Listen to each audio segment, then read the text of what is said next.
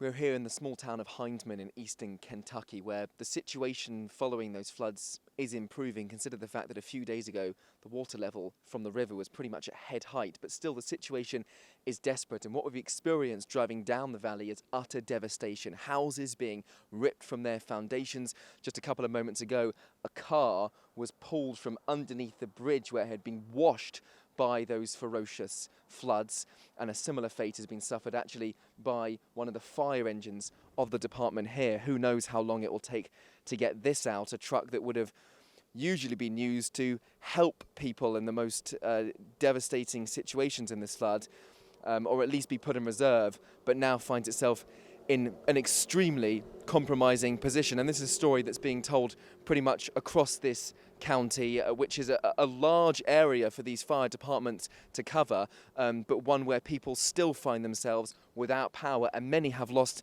well, their homes altogether. The issue that we're finding is that the reality of the scale of the devastation that has been caused is only just setting in for residents, for lawmakers, for those that are trying to help in the rescue effort, like the firefighters here.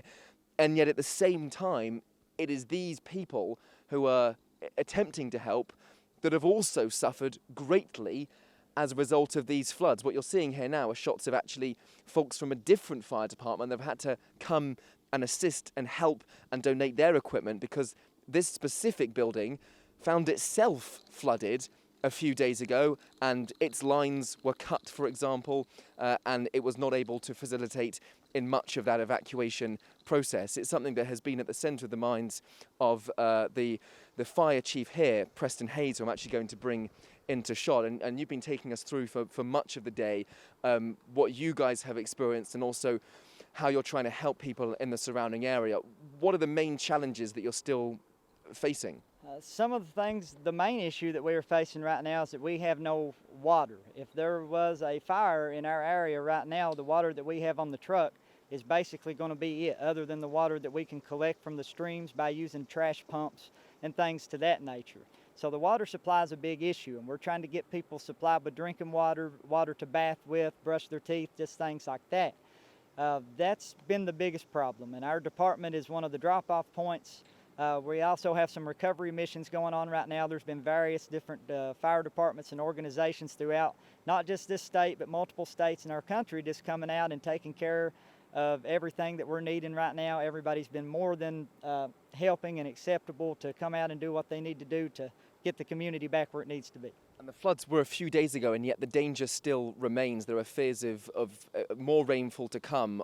What could be the implications of that for a neighborhood or community that's already suffered so much? The issue that worries us the most is the ground has already absorbed as much water as it possibly can, and it can't hold anymore, so the water has to go somewhere.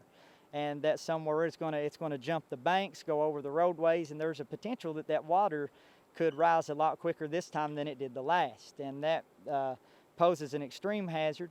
It caught us completely off guard last time, but knowing that we have this weather potentially coming through the area now, we're more prepared for it. We've got people on staff staying at the station in case something like this happens, and we're ready to respond. So. And you were at the epicenter of the disaster a few days ago. What was some of the things that you saw as you attempted to rescue people from their homes?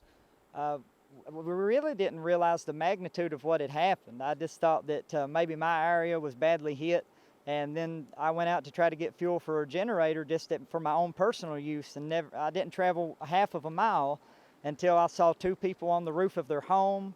The home was halfway submerged, so we had to try to take care of those people. It went from more of what do I need to what do these people need. I didn't realize that we had been hit that hard, so we had to get people off the roof. There was people stuck in the attic that we had to go to their door and try to get them out and assist them out of the waters.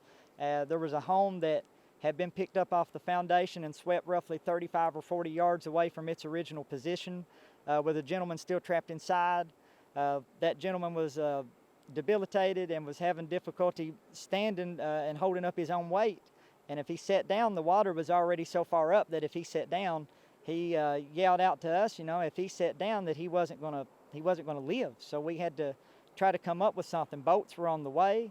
The roadway was blocked. We couldn't get those boats to that person's location, and the community came together and was able to get a rescue effort. There was no fire department there other than me. I just so happened to be in the area. We couldn't get our members there because the roads were impassable due to water and debris. And luckily, due to the effort of the community, everybody pulled together and we was able to get that gentleman loaded up in a boat and get him taken to safety. And you've got a bit of the gear and equipment behind you as well.